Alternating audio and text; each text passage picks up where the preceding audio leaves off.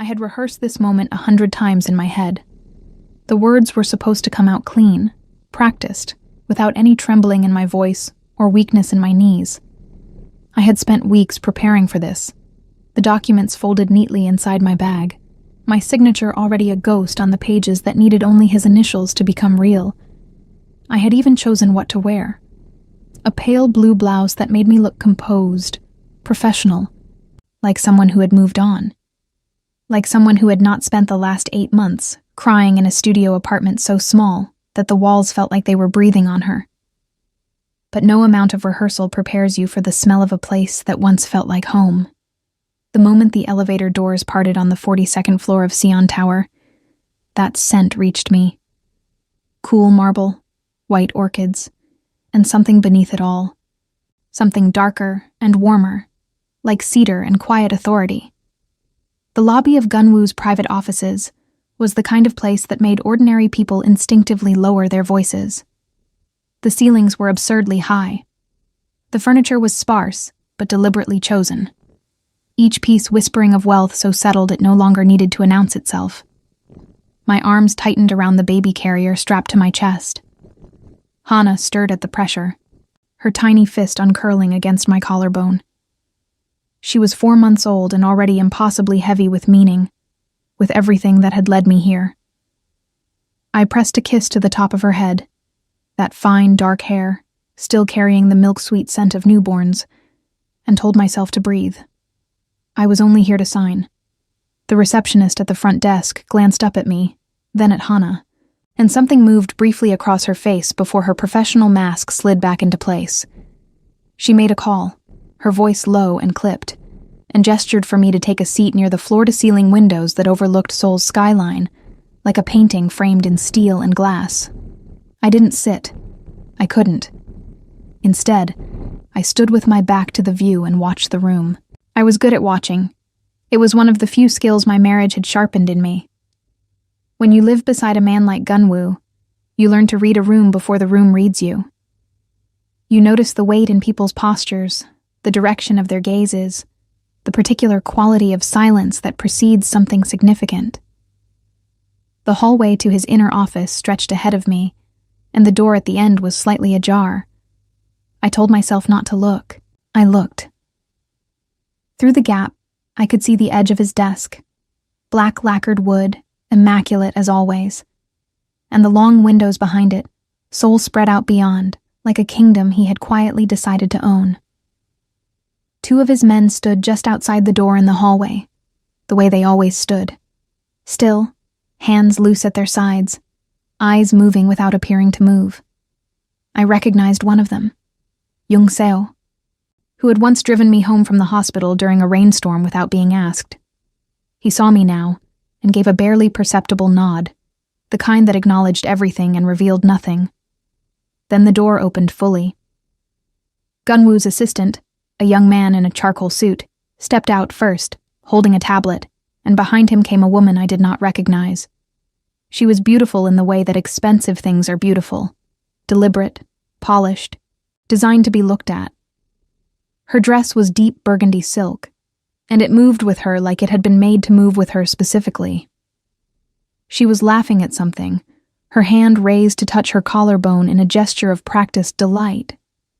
And she was looking back over her shoulder at the person she had just left, at Gunwoo. My lungs forgot their function for exactly 3 seconds. He appeared in the doorway like a piece of architecture. That had always been the truest thing about him. He did not enter spaces so much as complete them. He was wearing a dark navy suit, no tie, the collar of his white shirt open at the throat in that way he reserved for late afternoons, when the formality of the day had already been satisfied. His hair was slightly longer than I remembered. His jaw was exactly as I remembered, precise, unyielding, built for silence. He was 31 years old, and looked like someone who had never once doubted a decision he'd made. The woman in burgundy said something to him, and his expression shifted, not into a smile exactly, but into the shadow of one, private and unguarded. I had not seen that expression in over a year. I had thought somewhere in the quiet devastation of the past 8 months, that perhaps I had imagined it, that I had built something in my memory that had never truly existed. Watching him wear it for someone else made the floor tilt slightly beneath my feet. Hana chose that exact moment to sneeze, small, sharp, unmistakably real. And the sound carried in that high-ceilinged lobby, the way only the smallest sounds can. Gunwoo's gaze moved. It found me the way gravity finds things, without effort, without hesitation, as though the distance between us was simply something that had not yet caught up with physics. The shadow of a smile vanished. For a moment he was completely still, and I knew that stillness. I had catalogued every version of his stillness over 3 years of marriage. This one was the rarest, the one that meant something had happened that he had not planned for, had not predicted, had not controlled in advance. His eyes dropped to the carrier on my chest, to Hana. I watched him understand. The woman in burgundy had turned now, following his gaze, and her expression did something complicated. Curiosity sharpening into something harder at the edges, her eyes moving from Hana to me, to Gunwoo and back again, reading the triangle of us with the particular intelligence of a woman who knows when a room has just shifted against her. I should have said something. I had the words after all. I had rehearsed them for months. I'm here to finalize the divorce. I only need your signature. I don't want anything from you, Gunwoo. I just want this to be over. Instead, what came out of my mouth was nothing. Because Gunwoo had stepped fully into the lobby, and he was walking toward me, and every cell in my body was making the catastrophic mistake of remembering what it had felt like to be the person he walked toward on purpose. He stopped 3 feet away. This close, I could smell cedar and something colder beneath it, clean like winter air. His eyes had not left Hana's face, and the expression on his own face was something I did not have a name for, something that sat between devastation and fury, and a third thing that frightened me more than either of the other two. Amelia, he said. One word. My name. Delivered in that low, even register that had once made me feel like the most important thing in any room. I'm here to sign the papers, I said. My voice was steadier than I deserved. He finally looked up at me, and the full weight of his attention after 8 months of nothing was almost physically forceful. I had forgotten, or I had tried to forget, what it cost to be looked at by Gunwoo like that. Like you were a problem he intended to solve personally, and without outside assistance. Who, he said very quietly, is this child? Behind him, the woman in burgundy had gone very still. I squared my shoulders and reminded myself that I had documents in my bag and a plan, and 8 months of hard-won distance that I could not afford to surrender in the next 30 seconds. She's mine, I said. His jaw tightened, the only visible crack in the surface. That's not what I asked. From somewhere deeper in the hallway, one of his men shifted his weight almost imperceptibly, the way they always did when the temperature around Gunwoo changed. I looked at him. This man I had married. This man I had loved with an intensity that had nearly unmade me. This man who had let me walk out of his life without a single word to stop me. And I understood, suddenly and without any comfort, that rehearsing a conversation and surviving it were 2 entirely different things. Her name is Hana, I said. And then, because I was my mother's daughter, and my mother had never once let a man see her flinch, she's yours. The silence that followed was not empty. It had texture and weight, the kind that presses against your eardrums and makes the air feel thicker than it should. I watched Gunwoo absorb what I had just said the way I had once watched him absorb bad news from his men, with a complete, deliberate stillness that was more unnerving than any visible reaction could have been. His face revealed nothing, but his hands, hanging loose at his sides, closed slowly into fists and then released, and I knew him well enough to understand that this was the only concession his body would make to the earthquake happening beneath the surface. Behind him, the woman in burgundy had gone from still to rigid. I felt her gaze on the side of my face like a brand, sharp and assessing. but I did not look at her. I kept my eyes on Gunwoo, because looking away from him in a moment like this would cost me everything I had left. Hana made a soft sound against my chest, somewhere between a sigh and a question, and I felt Gunwoo's attention drop to her again with the kind of gravity that rearranges rooms. "Inside," he said. Not to me. To everyone. It was a single syllable delivered at a volume that barely qualified as speech, and yet the entire lobby reorganized itself around it. His assistant disappeared. The receptionist found urgent business elsewhere. Young-seo and the other guard moved to flank the hallway without being told. The woman in burgundy, whose name I still did not know, whose presence still sat in my chest like a splinter, took one step forward as though she intended to follow. Gunwoo turned his head toward her, and whatever passed between them in that fraction of a second was wordless and absolute. She stopped. Her expression went through something private and painful before she arranged it back into composure, and then she turned on her heel and walked toward the elevator, with the particular dignity of someone who has been dismissed by an expert. The doors opened for her, as though the building itself was on his payroll. Perhaps it was. "Amelia." He said my name again, and this time it was not a greeting. It was a direction. I followed him into his office because the alternative was standing in that lobby alone, and I was not sure my legs had enough conviction left for stubbornness. The office was exactly as I remembered it, and nothing like it at all. The same black desk, the same windows offering Seoul its daily audience, the same single painting on the wall, an abstract piece in deep grays and muted gold that I had always thought looked like something trying to become something else. But the air was different. Denser, somehow. Or perhaps I was simply smaller than I used to be, and the room knew it. He closed the door behind us. I heard the soft, definitive click of it, and my shoulders tightened involuntarily. Gunwoo did not move to his desk. He stood near the window, and the afternoon light came at him from the side, cutting across the architecture of his face in a way that made him look simultaneously younger and more dangerous than the version I had been carrying in my memory. He looked at Hana with an expression I could not fully decipher. Something raw moving beneath the composed surface, like fire seen through frosted glass. "How old?" he said. 4 months. The math landed between us without any help from either of us. He did it. I could see him doing it, the slight shift in his jaw, the recalculation happening behind his eyes. Whatever conclusions he reached, they settled into his posture like additional weight. "You left," he said, "while you were pregnant." "I didn't know," I said. "Not when I left. I found out after."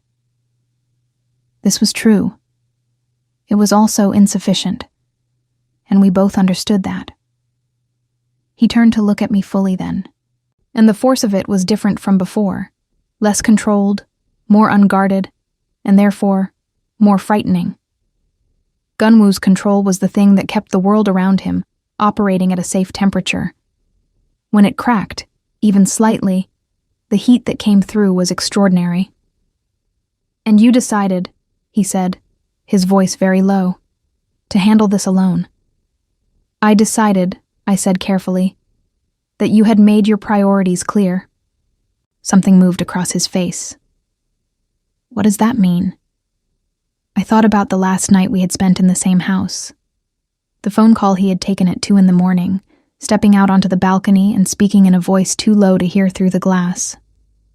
The way he had looked at me afterward, not with guilt, but with the particular exhaustion of a man managing too many separate worlds.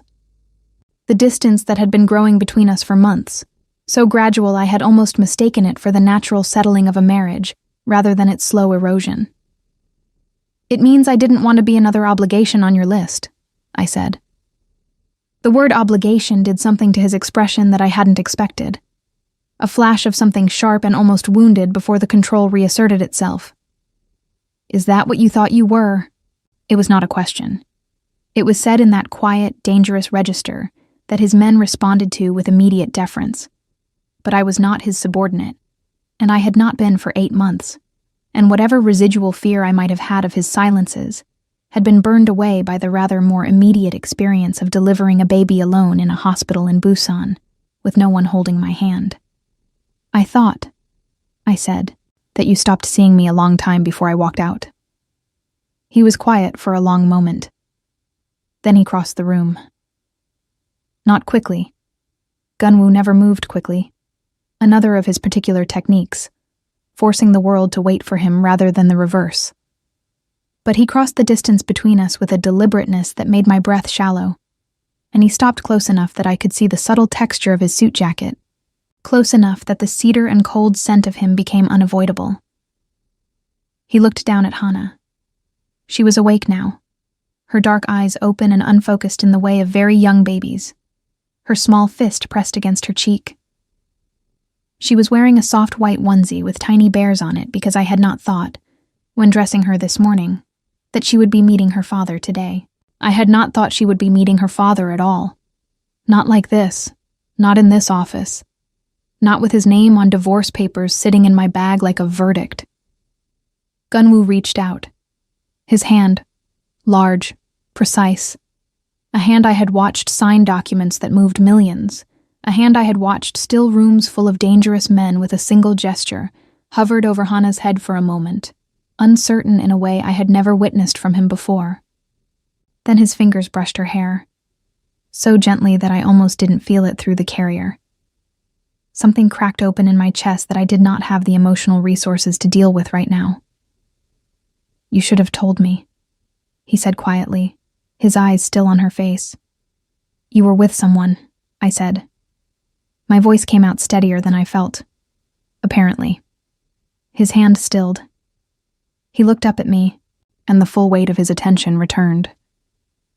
But different now, stripped of the executive composure, something more elemental beneath it. "That is not what it was. I know what it looked like." His jaw tightened. "And I know that you have been carrying my daughter for 4 months without a word, without asking for anything, without—" He stopped. Exhaled once, controlled. "Where have you been living?" The shift from explanation to interrogation was so swift and so characteristically him that I almost laughed. "That's not relevant," I said. "Amelia." The way he said my name had changed again. Lower, more deliberate, threaded through with something that sounded uncomfortably like the beginning of a decision I hadn't been consulted about. "Where have you been living?" "I have an apartment. We're fine.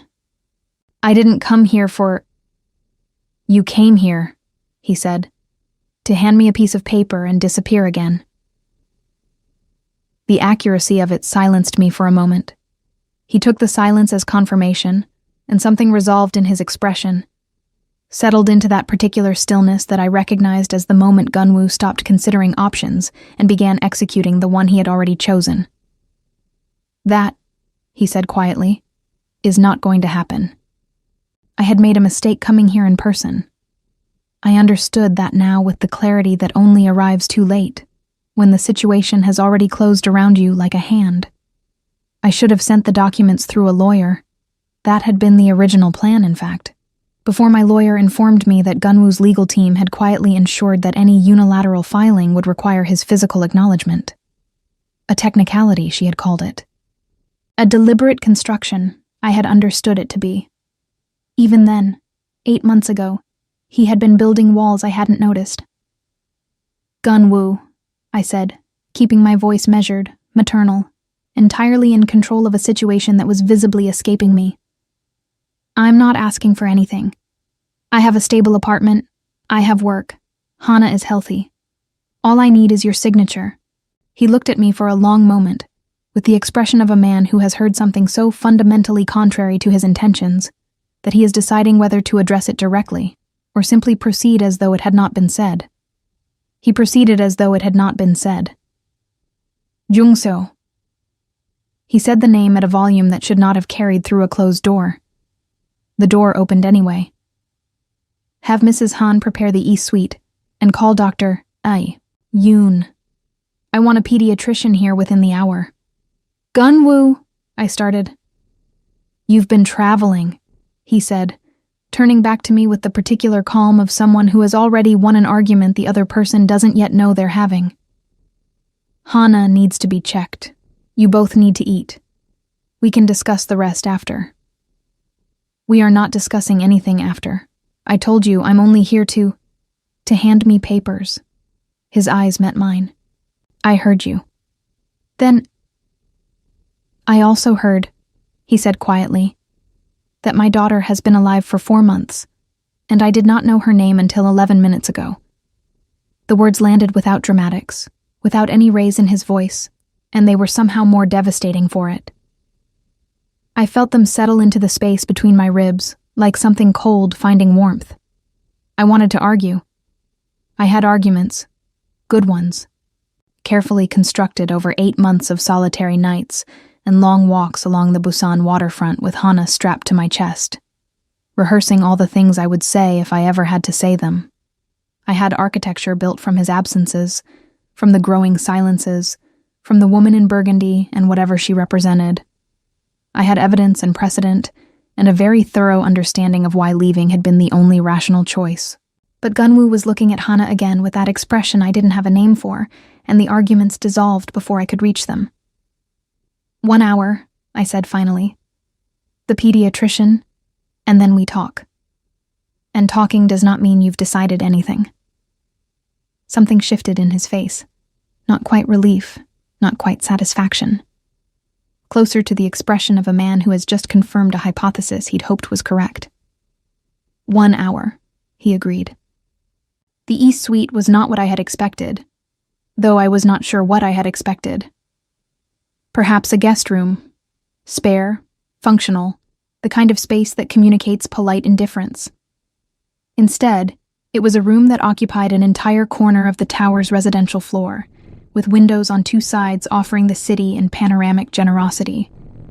The furniture was pale wood and cream linen, warm without being excessive. Someone had placed white flowers on the dresser, not orchids this time, but something smaller and softer, the kind that don't announce themselves.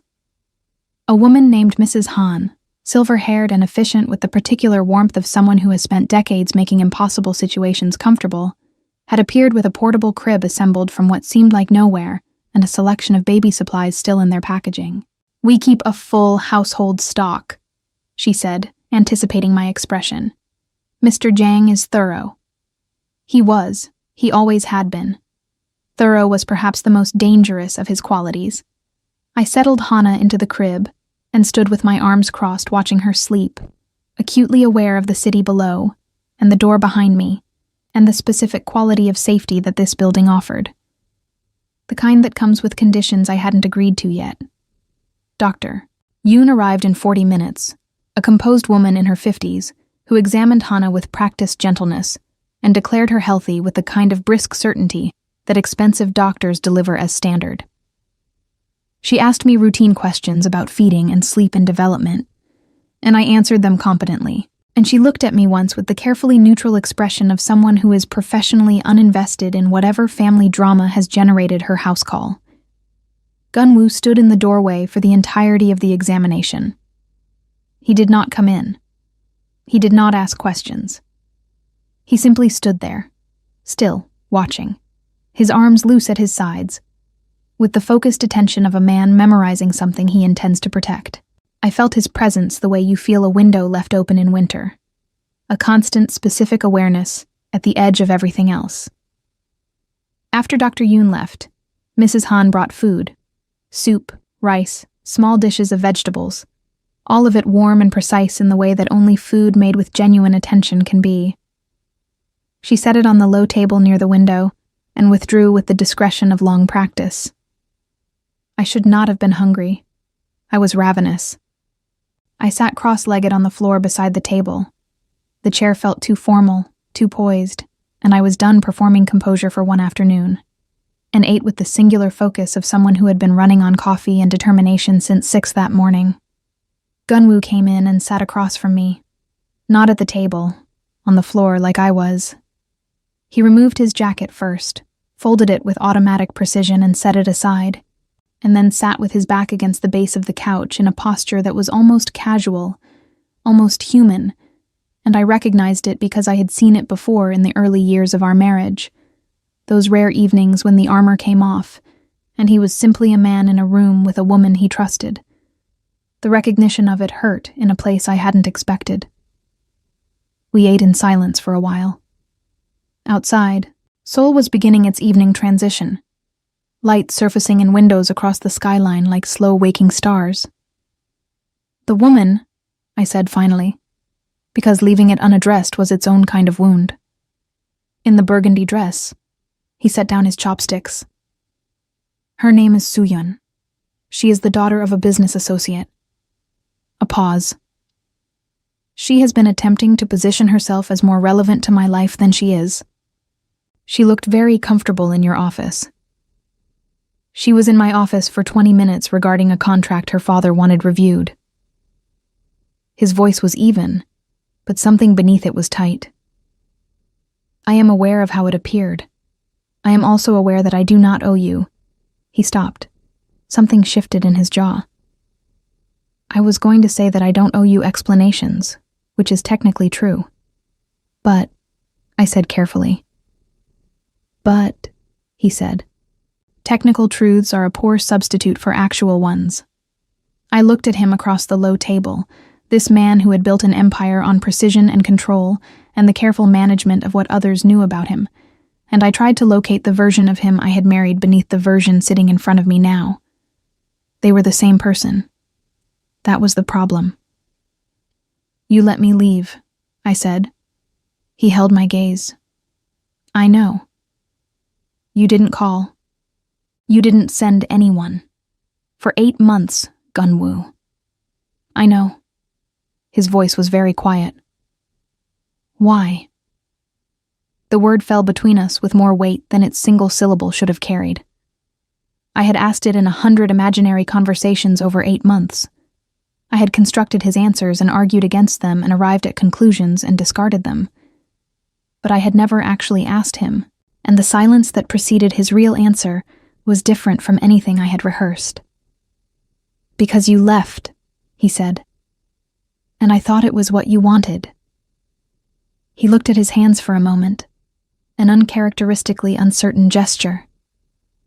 "I thought staying away was the only thing I could give you that you actually needed." "That's not—" I stopped, started again. "You could have asked." "Could I?" He looked up. "When was the last time you told me what you needed, Amelia? When was the last time you didn't simply disappear into silence and expect me to follow you through it?" The fairness of it struck me somewhere undefended. I opened my mouth and found nothing immediately available. From the crib, Hana made a small sound. Not distress, just presence. The unconscious assertion of a sleeping baby, reminding the room that she existed. We both looked at her.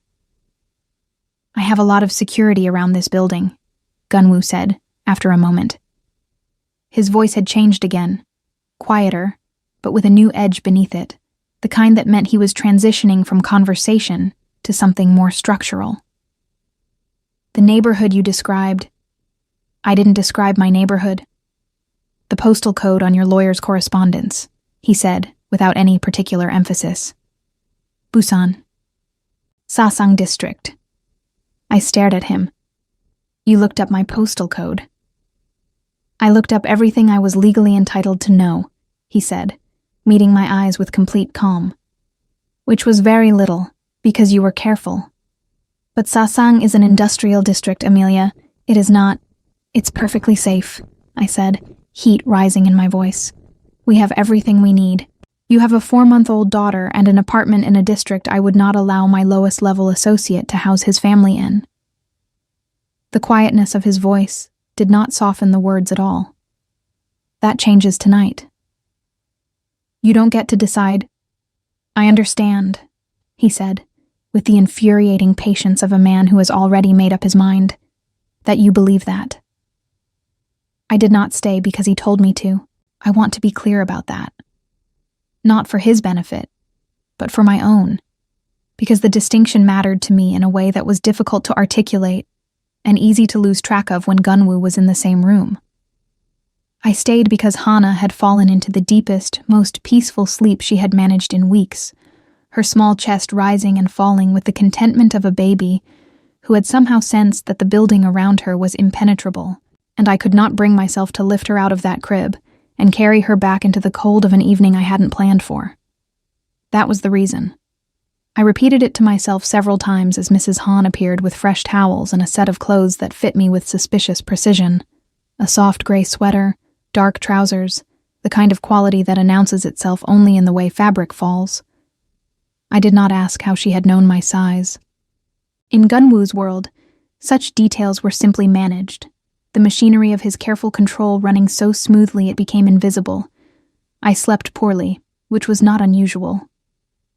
Hana woke twice, and I fed her in the blue dark of the suite with the city glowing 40 floors below, and I thought about exits and documents, and the particular stubbornness required to leave the same person twice. Morning arrived gray and determined. The kind of soul autumn morning that smells of rain that hasn't fallen yet. I found Gunwoo in the kitchen adjacent to the residential floor. Not his office, not a formal dining room, but an actual kitchen, the kind of space that suggested someone occasionally lived here, rather than simply occupied the building. He was standing at the counter with a cup of coffee, already dressed, already composed, the day apparently having offered him no difficulty whatsoever. He looked up when I appeared in the doorway with Hana against my shoulder. Something moved in his face. Quick, unguarded, the expression of a man caught wanting something before his control could arrange a more measured response. He set down his cup and crossed the kitchen without apparent decision, and I had just enough time to recognize what was happening before his hands were gentle on Hana's back, not taking her, simply present, his palms spread warm and careful across her tiny spine.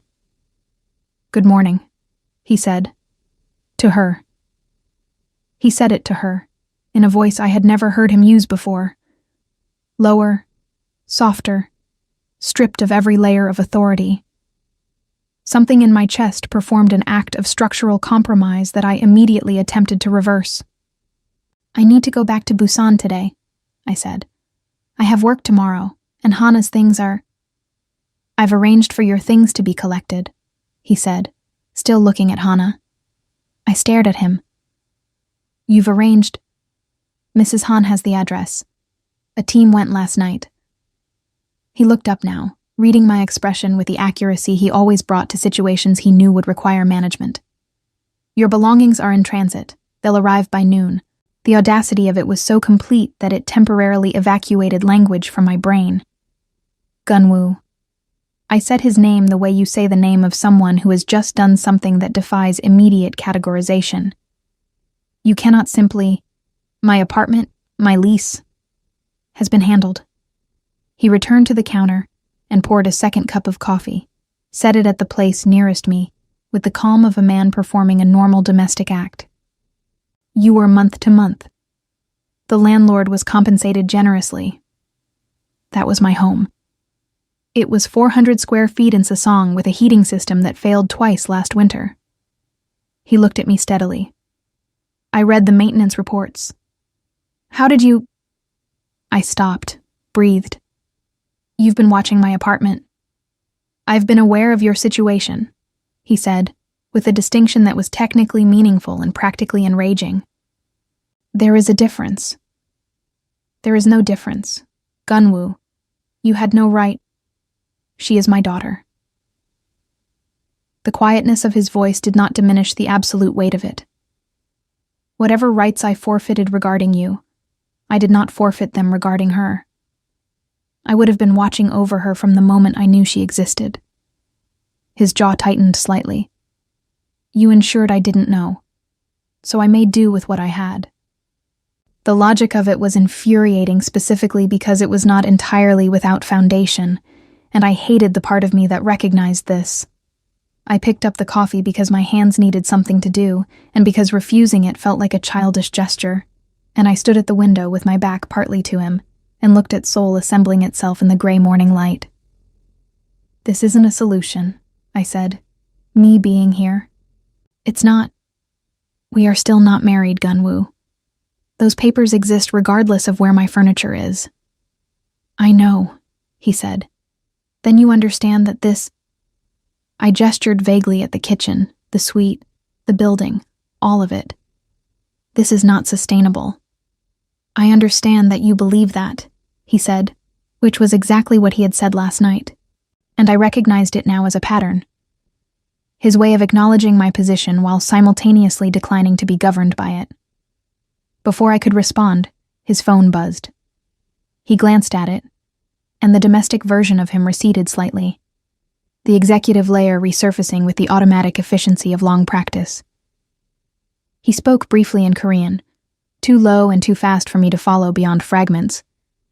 And whatever the response was, it settled into his posture as a problem he would address and manage and resolve, the way he addressed and managed and resolved everything.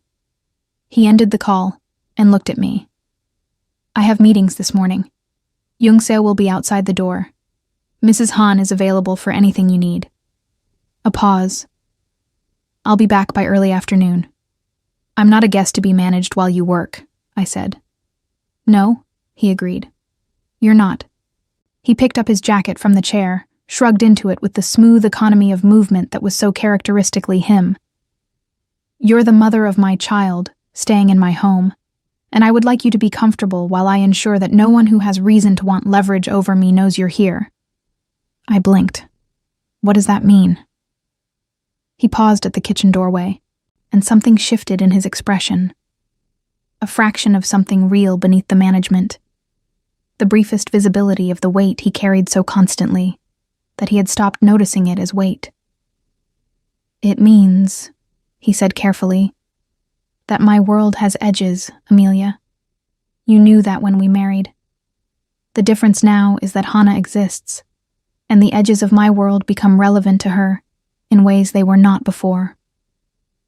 He left before I could answer, and the room felt different in his absence. Not empty exactly, but reconfigured, the way spaces do when a significant gravitational presence withdraws. I stood with my coffee and thought about edges. 3 days passed in a rhythm I had not chosen and could not entirely resist. Gunwoo was absent for large portions of each day. Meetings, calls, the invisible architecture of his operations moving around him like weather. But he was present in the mornings with that unguarded quality that the kitchen seemed to bring out in him, and in the evenings he came back earlier than I expected, shedding the executive composure in increments as the hours passed. He learned Hana with the focused intentionality he brought to everything he deemed important. He watched how I held her, how I positioned her during feeding, the particular rhythm of patting that settled her when she fussed. On the second evening, he asked if he could hold her, framing it as a question with such uncharacteristic tentativeness that I almost didn't recognize the register. I placed Hana in his arms and watched him recalibrate, the immediate adjustment of his posture, the instinctive lowering of his center of gravity, the way his entire bearing shifted from contained authority to something closer to reverence.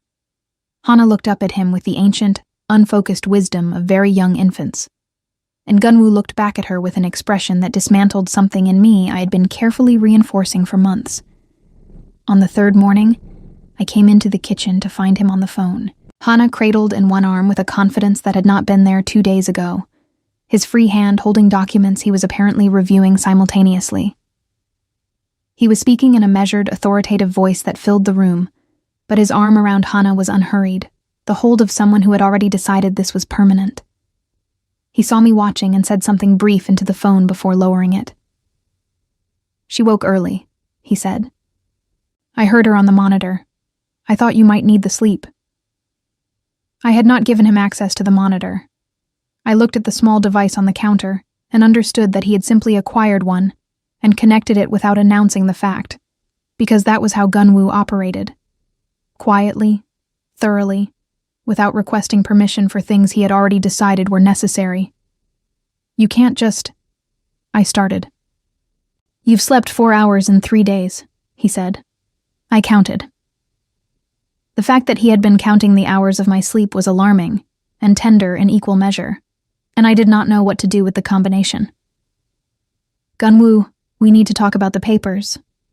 We do, he agreed without any evasion. Tonight. Over dinner. Properly. He said it with the confidence of a man scheduling a meeting he fully intends to control the outcome of, and I told myself that I was prepared for that conversation, that 8 months of distance had given me sufficient armor for whatever tonight would bring. I was not prepared. I know that now. What I did not yet know. Standing in that kitchen watching the man I had married hold our daughter with the quiet certainty of someone who had made an irreversible decision, was that the conversation scheduled for dinner would not be the most significant thing that happened that day. That distinction belonged to the visitors who arrived at 4 p.m. 2 men in expensive suits who were shown into Gunwoo's private meeting room by a pale-faced assistant, and whose arrival caused Jungseo to appear at my door within minutes, with a request delivered in the careful, diplomatic language of someone conveying an order softened into a suggestion. Mr. Yang would like you and the baby to remain in the suite this afternoon. With the door locked, if you don't mind. I minded enormously. But I looked at Jungseo's face, and at the particular stillness that had settled over the residential floor like a held breath. And I locked the door. The locked door lasted 40 minutes before I heard raised voices. Not Gunwoo's. His voice was never the one you heard. It was the other men, the visitors in expensive suits, and their anger was audible even through walls designed to absorb exactly this kind of sound. I sat on the edge of the bed with Hana in my arms, and listened to the muffled architecture of a confrontation I couldn't parse, my pulse measuring time in uneven increments. Then silence. The particular silence of something concluded. 10 minutes later, Gunwoo knocked twice on the suite door. His knock, the one I recognized from 3 years of marriage, 2 deliberate beats with his knuckle. And I opened it to find him standing in the hallway with his jacket still perfectly placed, and his expression arranged into composure so complete, it was itself a kind of communication. "They're gone," he said. "Who were they?" He looked at me for a moment with the assessment of a man deciding how much of one world to allow into another. Then he stepped inside and closed the door. And he sat on the low chair near the window with his forearms on his knees. A posture of genuine tiredness that he would never have displayed in front of anyone he needed to manage. He displayed it in front of me, and I understood that this was its own kind of statement. "Associates of a man named Bayek," he said. "He and I have had a disagreement of long standing regarding certain business territories. He has recently become aware that I have..." A pause, careful. A personal vulnerability that did not previously exist. The words settled over me slowly, and their meaning arrived with a coldness that had nothing to do with the temperature of the room. "They know about Hana," I said. "They know I have a child." His eyes met mine. "They don't know where you are. They came today to confirm whether the information they'd received was accurate, and to measure my response." He was quiet for a moment. I gave them a response. I did not ask what form that response had taken. Some knowledge exists at a threshold you choose not to cross, and I had always understood, even in the ordinary feeling years of our marriage, that Gunwoo's world had rooms I was not equipped to enter. "How serious is this?" I said. "Manageable," he said, which in Gunwoo's vocabulary meant serious enough to require immediate management. "But it changes the timeline of certain things." I looked at him across the room. This man who had once been the safest place I knew, who had become a distance I couldn't cross, who was now sitting in the gray afternoon light, looking tired in a way he would show no one else. And I felt the last of my carefully constructed arguments begin to lose their structural integrity. "The divorce papers," I said. He held my gaze. "Yes. You're going to tell me that signing them right now creates a vulnerability." "I'm going to tell you," he said quietly, "that signing them right now is the last thing I want to do. The security consideration is real, but it is not the primary reason." He leaned forward slightly, and the tiredness in his face gave way to something unguarded and direct, the expression of a man who has reached the boundary of his own management capacity and decided to simply speak. I made mistakes, Amelia. Significant ones. I let the distance grow because I told myself you needed space, when the truth was that I didn't know how to cross it without dismantling the version of myself that kept everything around you safe. His jaw tightened. That was a failure. Mine, not yours. The room was very quiet. Hana was warm and heavy against my chest, her breathing the slow, even rhythm of a child who trusts the world holding her completely. Outside, Seoul moved through its afternoon with indifference to everything happening in this room. You let me walk out, I said. My voice came out smaller than I intended. I know. He held my gaze without deflection. Every day for 8 months I picked up the phone and put it down. I told myself you were safer without the visibility my attention would bring. I told myself distance was protection. Something moved across his face, honest and almost painful. I was protecting myself from having to admit that I didn't know how to be what you needed, while also being what my world required. That was cowardice, dressed up as strategy. I had not expected the word cowardice from him. In 3 years of marriage, I had never heard Gunwoo apply it to himself, had never witnessed him hold his own actions up to that particular light. The unexpectedness of it undid more than any argument could have. I named her after your grandmother, I said. Something shifted in his face with a completeness I had never witnessed from him before. Not the controlled adjustments, not the managed transitions between states, but an actual fracture in the surface, brief and total. His grandmother, who had died the year before we married, whose name he had spoken to me exactly once, late at night, on a balcony in Jeju, with the sea below us and his guard entirely down. Hana. Her name had been Hana. He was quiet for a long moment, and in the quiet, I watched him reassemble himself with the particular deliberateness of a man handling something fragile. Why? He said finally. His voice was not entirely steady. Because she deserved to be named after someone real, I said. Someone who mattered to the person who made her. He stood and crossed the room, and he did the thing he had never done in the lobby 3 days ago when every instinct had clearly directed him toward it. He pulled me against him, carefully, with Hana between us, his arms around both of us with the controlled desperation of someone who has been holding himself away from something for so long that the return of it requires extreme management. I let him. I let him because 8 months of solitary conviction is a long time.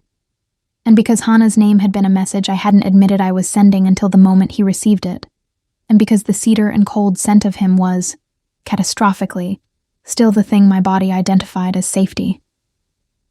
We stood like that for a long time without speaking. The divorce papers were never signed. Not that day. Not in the weeks that followed. Not in the quiet reconstruction of something that had to be built differently than it had been the first time. With more honesty, more deliberate crossing of distances, more of the conversations we had both been too defended to have during the years when everything appeared to be functioning. It was not simple. I want to be honest about that, because the story of Gunwoo and me was never a simple one, and pretending otherwise would be a disservice to every difficult morning and every hard conversation and every moment when I had to consciously choose to trust him again with the part of me that his world had always carried a risk of damaging. He restructured things, not everything.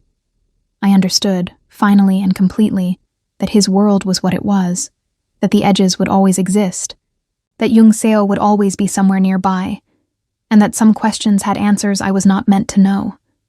But he drew a clearer line between that world and the one where Hana learned to roll over on the living room floor of the apartment we moved into together, where he came home earlier than his schedule technically permitted because there were things he refused to miss. Beck's people did not return. Whatever Gunwoo had communicated in that meeting room was apparently sufficient. I did not ask for details. I accepted the protection the way you accept weather, acknowledging it, adapting to it, finding within its constraints a life that was genuinely mine. Sooyeon appeared once more, briefly, at a formal event I attended as Gunwoo's wife. Because we remarried quietly, in the presence of Mrs. Han and Jung Seo and no one else. On a Tuesday morning in early spring, with Hana, in a white dress, falling asleep against my shoulder during the vows.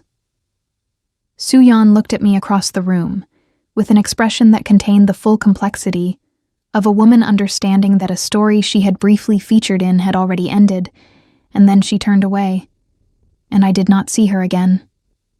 Gunwoo noticed. He always noticed. His hand found the small of my back with a pressure that was both reassurance and the specific, restrained possessiveness that had always been part of who he was.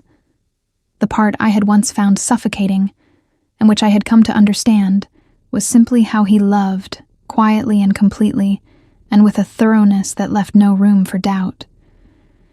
"She's leaving," he said, close to my ear. "I know," I said. "Good."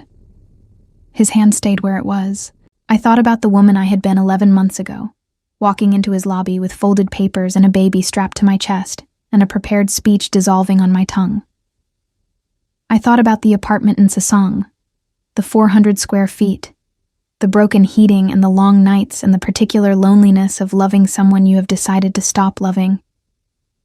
I thought about a name chosen late at night in Busan, in the blue dark, with a sleeping baby and a feeling I hadn't admitted was hope. Hana looked up at me now from the crook of Gunwoo's arm across the room, her face round and bright with the uncomplicated joy of a child who had learned that when she reached for something, hands were there to receive her. She had his jaw and my eyes and something entirely her own in the way she looked at the world, direct, curious, entirely unafraid. I had arrived for a divorce. I had stayed for the truth, which was that the distance between Gunwoo and me had never been the clean break I had tried to make it. It had always been a held breath, a paused sentence, a question neither of us had been ready to answer until the morning she sneezed in a marble lobby and reminded us both that some things, once begun, insist on their own completion. He caught me looking and held my gaze across the room with the quiet, absolute attention that had once made me feel like the most important thing in any space. It still did. The difference was that now I believed it.